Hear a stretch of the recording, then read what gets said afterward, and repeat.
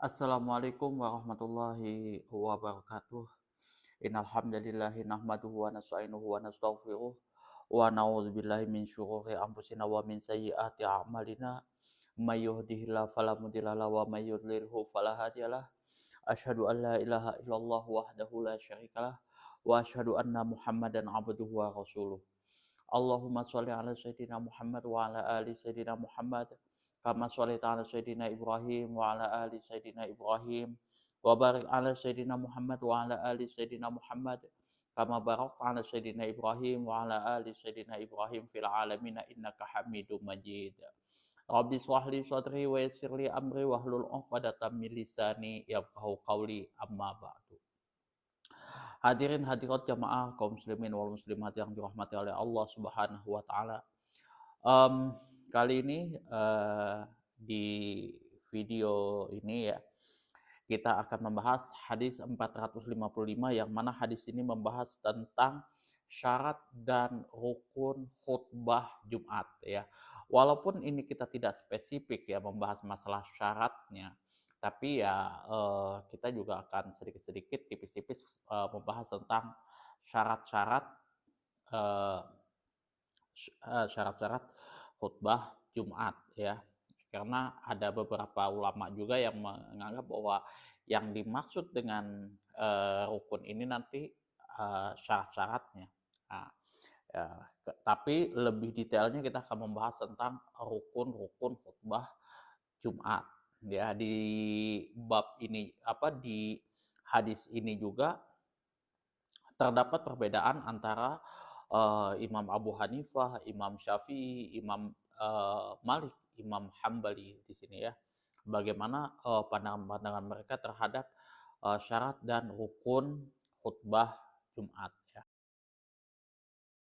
Wa an Jabir bin Samurata radhiyallahu taala anhu anan nabiyya sallallahu alaihi wasallam kana yakhtubu qa'iman summa yajlisu summa yaqumu fayakhtubu qa'iman faman tanabba'a annahu kana yakhtubu jalisan faqad kadzaba akhrajahu Muslim.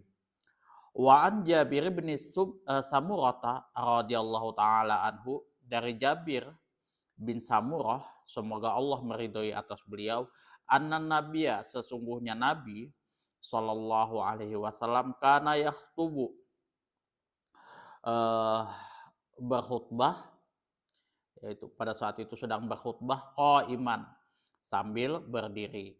Sumaya jelisu, kemudian beliau duduk. Sumaya kumu, kemudian beliau berdiri kembali. Fayakhtubu qaiman, berkhutbah sambil berdiri. Faman tanabba'a, faman nabba'aka, ya, barang siapa yang menceritakan kepadamu, atau di sini nabba'aka di sini dalam redaksi yang lain, kitab yang lain, faman amba'aka, ya, ada ada nabba'aka dengan fa'ala yufa'ilu, ada juga anba'aka af'ala yuf'ilu ya. Faman naba'aka, barang siapa yang menceritakan kepadamu, annahu kana yakhtubu jalisan, bahwa sesungguhnya Rasulullah Shallallahu alaihi wasallam berkhutbah dalam keadaan sambil duduk, faqad kadzaba, maka seseorang tersebut berdusta. Akhrajahu Muslim. Hadis ini diriwayatkan oleh Imam Muslim. Jadi Rasulullah Shallallahu alaihi wasallam itu khutbah yang pertama berdiri, kemudian Rasulullah Shallallahu alaihi wasallam duduk.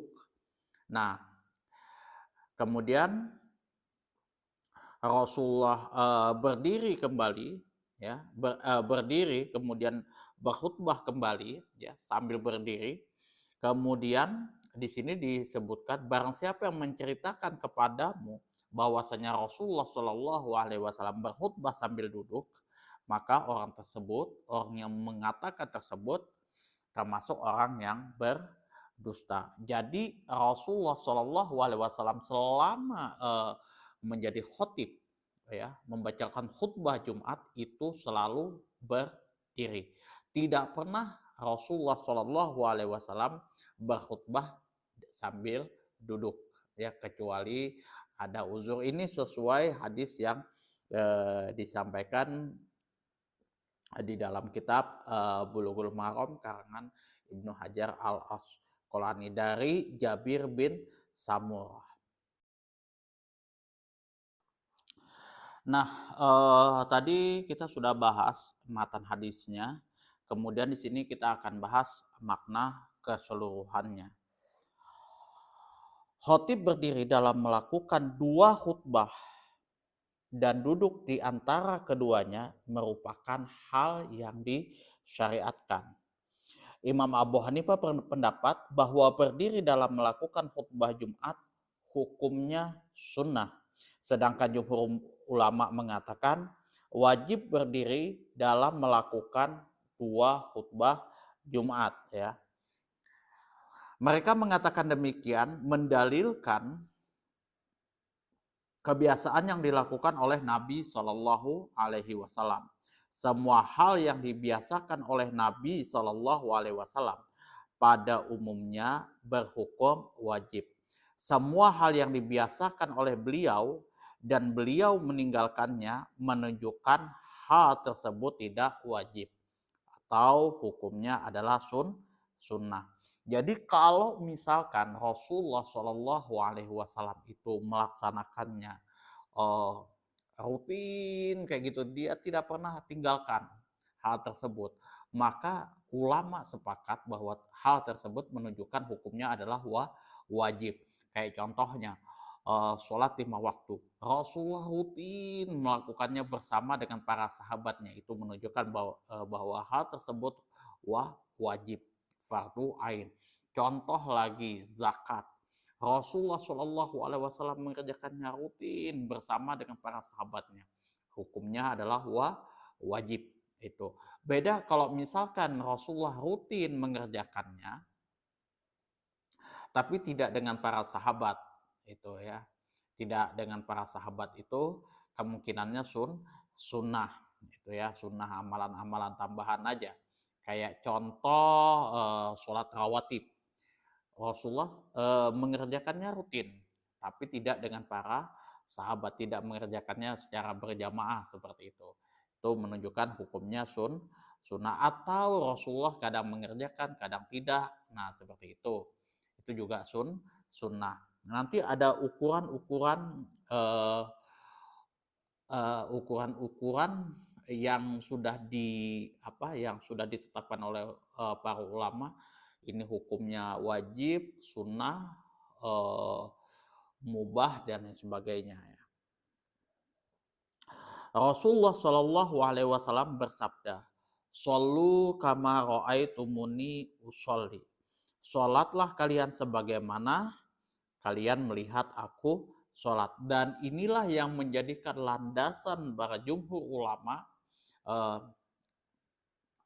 menetapkan ini wajib, karena para sahabat melihat Rasulullah Shallallahu Alaihi Wasallam selalu melaksanakan khutbah Jumat itu dalam keadaan berdiri, maka ulama menetapkannya wajib, sebagaimana para sahabat melihat Rasulullah sholat, ya. Mengenai hadis yang menyebabkan bahwa Nabi Shallallahu Alaihi Wasallam melakukannya sambil duduk, hal tersebut bukan pada khutbah Jumat. Dan mengenai hadis yang dinukil dari Muawiyah radhiyallahu anhu yang mengatakan bahwa Muawiyah tersebut berkhutbah sambil duduk, hal ini karena ia mengalami uzur, yaitu tubuhnya mengalami kegemukan. Jadi ketika Muawiyah bin Abi Sofyan pada waktu itu berkhutbah dalam keadaan duduk, bukan berarti itu menunjukkan bahwasanya kita boleh berkhutbah dalam keadaan duduk, tidak. Tapi Muawiyah melaksanakannya karena uzur, beliau kegemukan dan susah beliau untuk berkhutbah dalam keadaan berdiri atau sambil berdiri. Jadi jumhur ulama menetapkan bahwasanya melakukan 2 khutbah ya, khutbah yang pertama kemudian khutbah yang kedua itu dilakukan dalam keadaan berdiri dan itu hukumnya wajib. Sedangkan Imam Abu Hanifah berpandangan bahwasanya melaksanakan 2 khutbah Jumat sambil berdiri itu hukumnya sunnah. Kemudian kita lihat analisis lafadznya. Summa yajlisu di sini Rasulullah Shallallahu Alaihi Wasallam duduk, yakni di antara 2 khutbah. Faman amba'aka atau faman nabba'aka anhu kana yakhtubu jalisan faqad kazaba. Barang siapa yang memberitakan kepadamu, makna yang dimaksud dari kalimat ini ialah untuk mengukuhkan bahwa Nabi Shallallahu Alaihi Wasallam melaksanakan khutbah atau melakukan khutbah sambil berdiri.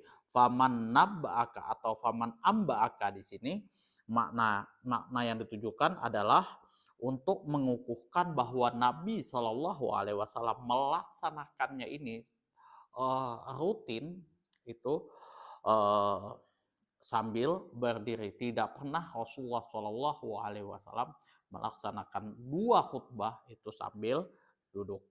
Itu maksud faman naba'aka.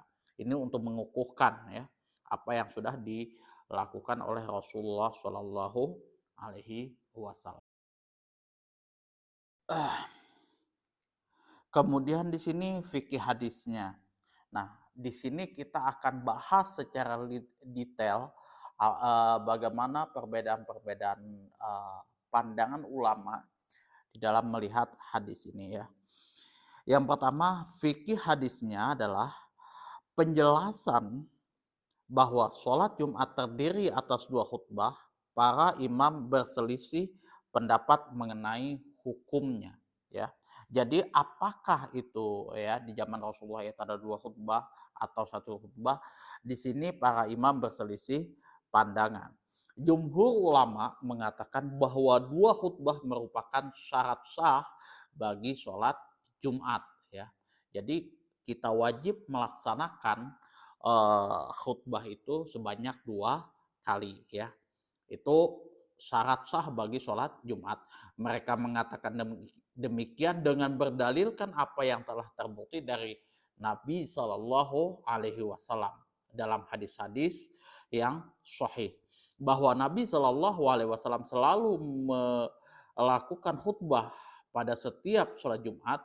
Imam Abu Hanifah berpandangan bahwa khutbah Jumat itu cukup hanya sekali saja. Ya, sedangkan khutbah yang kedua hukumnya adalah sunnah. Jadi di sini perbedaan pandangan antara jumhur ulama dengan Imam Abu Hanifah. Kalau Imam Abu Hanifah mengatakan cukup sekali, yang kedua sunnah. Tapi kalau jumhur ulama mengatakan bahwa khutbah itu mesti dilakukan 2 kali. Kalau misalkan khutbah Jumat dilakukan sekali saja, maka Jumatnya tidak sah. Dan ini merupakan syarat sah bagi sholat Jumat. Itu menurut jumhur ulama. Nah, para ahli fikih menyebutkan syarat dan rukun 2 khutbah dengan perbedaan pada sebagiannya. Gitu ya. Mazhab Hanafi di sini mengatakan bahwa rukun khutbah ialah kadar yang cukup dikatakan sebagai khutbah. Batas minimalnya ialah tasbih, tahlil, dan tahmid atau tahmid. Dan niat berkhutbah. Sedangkan syaratnya ialah hendaknya berkhutbah dilakukan pada waktunya sebelum sholat Jumat. Hadirnya sejumlah laki-laki yang cukup untuk mendirikan sholat Jumat, yaitu 3 orang selain imam. Kemudian antara khutbah dan sholat Jumat tidak terpisah dengan pemisah apapun , langsung seperti itu ya. Nah, Ini tadi, syarat dan rukun, khutbah Jumat menurut pandangan Imam Hanafi ya. Jadi cukup dengan tasbih, tahlil, tahmid, dan niat berkhutbah itu, kadar, itu sudah cukup ya, masuk dalam kategori khutbah Jumat. Dan di sini syarat-syaratnya di sini dilakukan sebelum, sholat Jumat, hadirnya sejumlah laki-laki yang cukup, sebanyak 3 orang selain imam, kemudian antara khutbah Jumat dan sholat Jumat itu tidak terpisah dengan pemisah apapun, jadi harus langsung, seperti itu. Nah, beda dengan mazhab Maliki. Kalau Imam Maliki mengatakan bahwa rukun khutbah itu ada 8. Yang mana di sini yang pertama mengandung peringatan dan berita gembira. Yang kedua dilakukan menggunakan bahasa Arab ya. Jadi mesti harus berbahasa Arab. Yang ketiga diucapkan dengan suara nyaring atau jahar. Yang keempat dilakukan sebelum sholat Jumat setelah tergelincir matahari ba'da zawal. Yang selanjutnya bagian-bagiannya saling berkaitan, tidak boleh pembahasannya itu nanti ke kiri, nanti ke kanan seperti itu. Harus runut gitu supaya pendengarnya paham. Yang selanjutnya tidak ada pemisah antara khutbah dan sholat Jumat. Ini sama juga dengan pandangan Imam Abu Hanifah. Yang selanjutnya lagi dilakukan dengan hadirnya jamaah yang dapat dijadikan syarat sahnya sholat Jumat, yaitu 12 orang laki-laki selain imam. Ya, 12 orang laki-laki selain imam seperti yang kita bahas di hadis sebelumnya. Dilakukan dalam masjid ya. Tidak boleh dilakukan di luar masjid. Tetapi sebagian di kalangan mazhab Maliki menyebutkan semua itu dengan istilah syarat, bukan rukun. Ya, yang tadi yang kita bahas itu sebagian dari kalangan mazhab Maliki itu bukan rukun tapi syarat khutbah Jumat. Nah, kemudian di sini bagaimana pandangan Imam Syafi'i? Nah, kalau Imam Syafi'i mengatakan bahwa rukun khutbah Jumat itu ada 5. Yang pertama, mulai dengan pujian kepada Allah Subhanahu wa taala. Innal hamdalillahi nahmaduhu wa nasta'inuhu wa nastaghfiruh wa na'udzubillahi min syururi anfusina wa min sayyiati a'malina may yahdihillahu fala mudhillalahu wa may yudhlilhu fala hadiyalah. Nah, seperti itu ya. Itu pujian kepada Allah. Yang kedua di sini membaca sholawat dan salam bagi Rasulullah Shallallahu Alaihi Wasallam dan kerabatnya. Yang keduanya dilakukan dengan teksnya, bukan dengan maknanya. Allahumma sholli ala Sayyidina Muhammad wa ala ali Sayyidina Muhammad. Itu cukup. Sholawat kepada Rasulullah dan kerabatnya. Yang ketiga di sini berwasiat untuk takwa kepada Allah Subhanahu wa taala. Ittaqullah haqqa tuqatih wa la tamutunna illa wa antum muslimun. Ada wasiat takwa di situ ya. Ketiga rukun ini harus ada pada kedua khutbah. Jadi pujian kepada Nabi, membaca sholawat, berwasiat takwa kepada Allah Subhanahu wa taala itu harus ada pada kedua khutbah. Tidak boleh kita membaca memuji kepada Allah Subhanahu wa taala di khutbah pertama, kemudian di khutbah keduanya enggak boleh. Itu harus itu ya. Kemudian yang keempat, membaca suatu ayat pada salah satunya. Jadi di salah satu khutbah itu biasanya kalau saya baca ayat itu di khutbah kedua. Itu membaca ayat itu ya.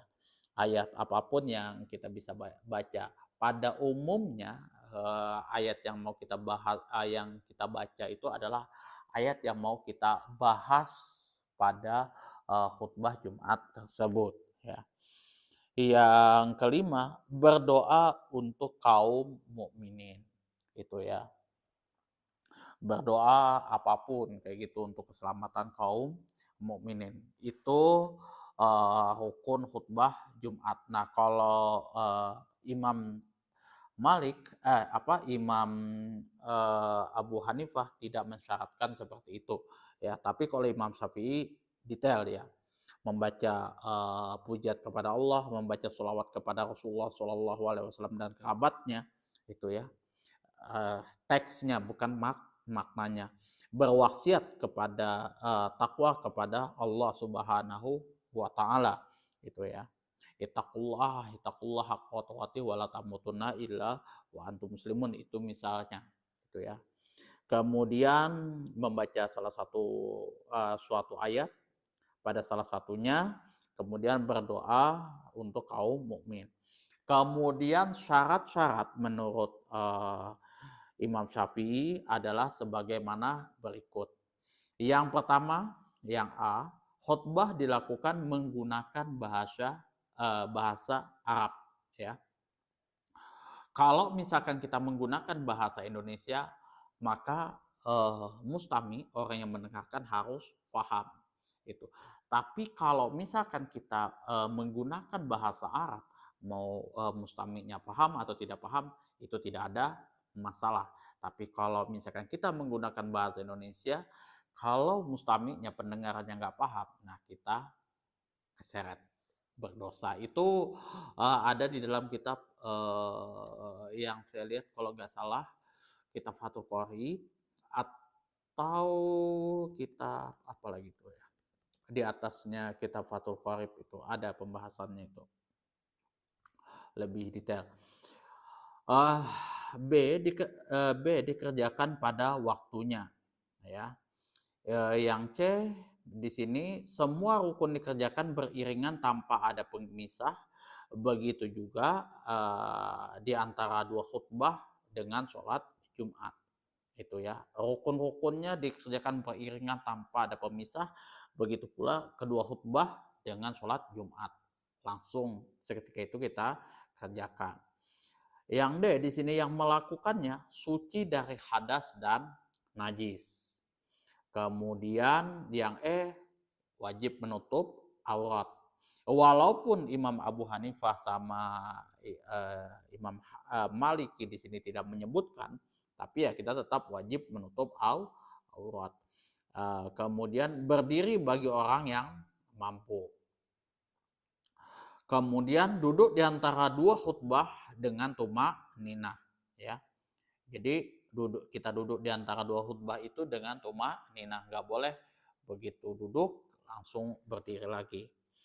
Kemudian khutbah didengarkan oleh 40 orang laki-laki yang menjadi syarat sahnya sholat Jumat. 40 orang laki-laki yang balik bermukim di situ. Nah, kemudian mazhab Hambali mengatakan seperti apa yang dikatakan oleh mazhab Syafi'i. Hanya mereka menamakannya sebagai syarat ya. Kalau Imam Syafi'i itu rukun, tapi Imam Hambali mengatakan itu syarat. Mereka menambahkan bahwa waktu khutbah dimulai dari waktu sholat Id. Dan yang menjadi khotib adalah orang yang layak menjadi imam sholat Jumat. Jadi waktu sholat Jumat itu ya dimulai dari waktu sholat Id. Jadi waktu sholat Id itu mulai anggaplah jam 8. Ya itulah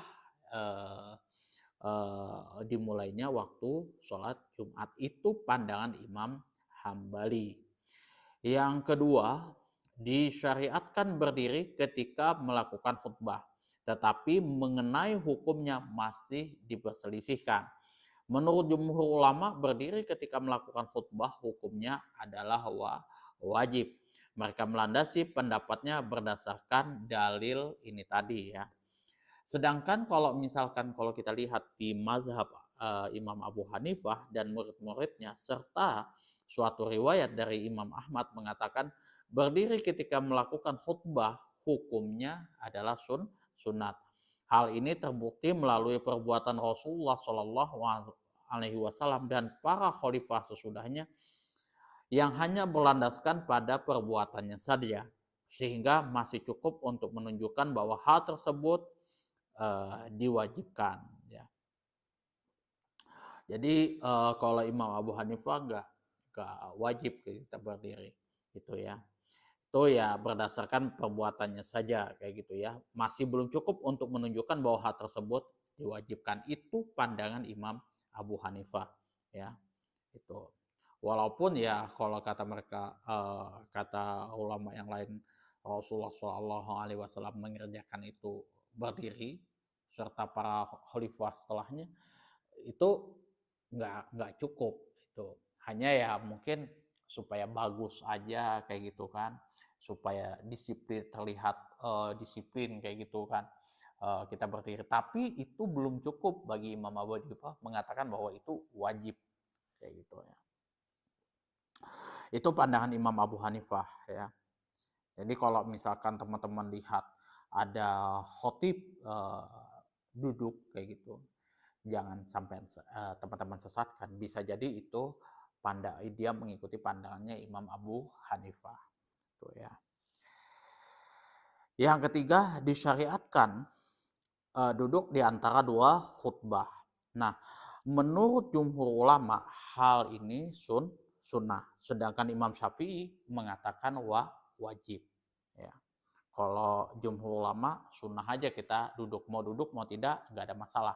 Tapi kalau Imam Syafi'i mengatakan ini hukumnya adalah wajib. Imam Syafi'i di sini menyunatkan lamanya duduk itu kurang lebih sama dengan lamanya bacaan surah Al-Ikhlas karena mengikut kepada tradisi ulama salaf dan ulama kholaf ya. Ulama salaf sebelumnya, ulama kholaf setelahnya. Gitu ya. Imam Syafi'i mengatakan pula hendaknya ketika khotib sedang duduk di antara dua khutbah, ia membaca suatu dari kitabullah karena ittiba mengikuti apa yang telah dilakukan oleh Nabi Shallallahu Alaihi Wasallam, sebagaimana yang telah diriwayatkan oleh Ibnu Hibban. Nanti kita akan bahas di hadis-hadis selanjutnya itu ya, bacaan surahnya apa saja di sini ya, biasanya ada qaf atau ada apa kayak gitu, tapi bacaan surah dari kitabullah itu tidak saklek harus surah apa, surah Al-Baqarah atau surah apa, enggak. Tapi kalau kebanyakan ya mayoritas orang yang menjadi khotib gitu ya, terutama saya pribadi, bacaan Al-Quran itu nanti yang saya mau bahas di isi khutbahnya. Jadi kalau misalkan masalah bid'ah kayak gitu ya, eh, ayat Al-Quran yang membahas masalah bid'ah, enggak, misalkan masalah puasa kayak gitu kan, ayat Al-Quran yang membahas masalah puasa, kemudian baru isi-isinya di situ, hadis-hadisnya apa segala macam kayak gitu. Dan umumnya saya tidak terlalu banyak, paling enggak satu setengah satu setengah lembar kertas HVS kayak gitu. Itu aja sih, tidak terlalu panjang, tidak terlalu lambat, sedang lah saya baca, jadi cepat kayak gitu. Tuh. Kalau kita terlalu lambat, kemudian sampai 3 lembar, sampai 5 lembar, itu jujur aja uh, kondisi jamaah itu juga nggak siap, kebanyakan tidur. Pokoknya kalau saya tuh simple aja, tidak bertele-tele, kemudian tidak ada pengulangan kayak gitu, pokoknya selesai ini dibahas, oke sudah, kemudian lanjut ke selanjutnya kayak gitu, pembahasan selanjutnya kayak gitu sudah. Mungkin 3 pembahasan udah kelar kayak gitu. Paling ya cuman satu setengah lembar kayak gitu. 1,5 lembar itu udah cukup tuh ya. Itu saja yang dapat saya sampaikan, kurang dan lebihnya saya mohon maaf yang sebesar-besarnya apabila, penyampaian saya di dalam kitab, Bulughul Maram berserta syarahnya ini tidak sesuai dengan ekspektasi teman-teman semuanya, atau ada kata-kata saya yang menyinggung hati teman-teman semuanya. Di sini sekali lagi saya mohon maaf yang sebesar-besarnya. Apabila ada saran, masukan, kritikan, dan juga pertanyaan, silahkan teman-teman atur di kolom komentar. Akhirul kalam, wabillahi taufiq wal hidayah, summa assalamualaikum warahmatullahi wabarakatuh.